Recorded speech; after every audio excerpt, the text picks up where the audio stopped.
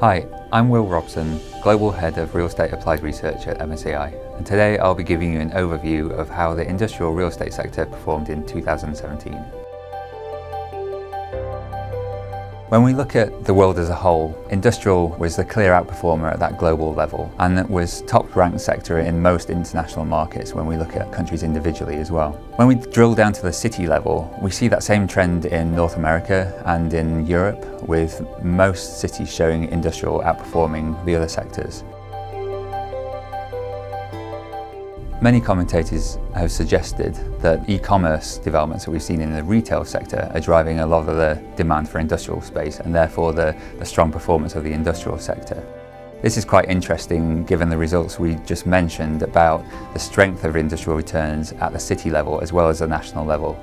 In the past, a lot of industrial performance was seen in non-urban locations around motorway junctions, for example, but we're seeing more and more performance at the city level. The strength of industrial performance is more stark when compared to the weakness of the retail sector. Is this a case of retail's pain being industrial's gain? The industrial sector is traditionally one of the highest yielding sectors in the property market.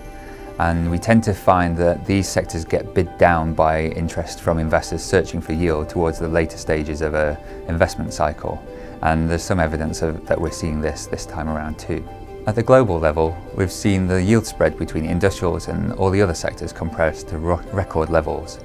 This could be a familiar search for yield, exacerbated by the years of QE and particularly low bond yields as we've seen recently.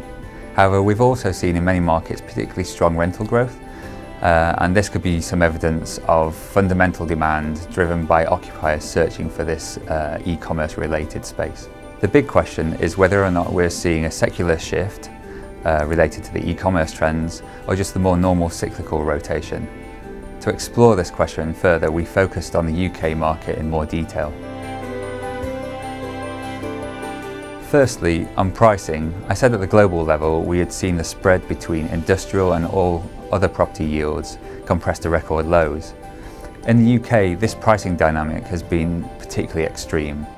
If we look at equivalent yields, which are a UK-specific valuation yield, we see industrial yields dip to below those of the office sector, and later on this year we saw them dip even below the retail sector. This is truly astonishing. In the commercial property sector, in most developed markets, you see a sort of natural order of things where the industrial sector is typically the highest yielding, followed by offices and retail. So the fact that this ordering has been turned on its head is quite astonishing.